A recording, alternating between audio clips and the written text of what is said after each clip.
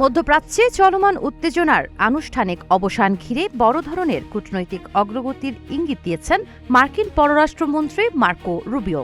তিনি জানিয়েছেন, ইরানের সঙ্গে একটি গুরুত্বপূর্ণ চুক্তির ঘোষণা রোববারের মধ্যেই আসতে পারে, যা অঞ্চলটির সংঘাত পরিস্থিতিতে নতুন মোড় আনতে পারে। ভারত সফরকালে সাংবাদিকদের সঙ্গে আলাপকালে রুবিও বলেন, আগামী কয়েক ঘণ্টার মধ্যেই বিশ্ববাসী সুখবর পেতে পারে।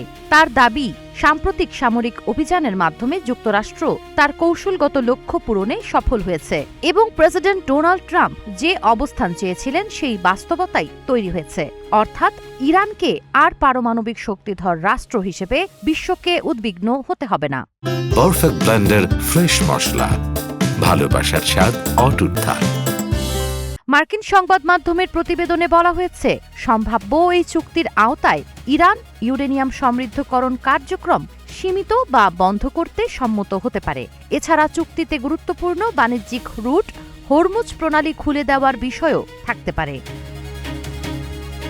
তবে যুক্তরাষ্ট্রের ভেতরেই এ চুক্তি নিয়ে বিতর্ক শুরু হয়েছে।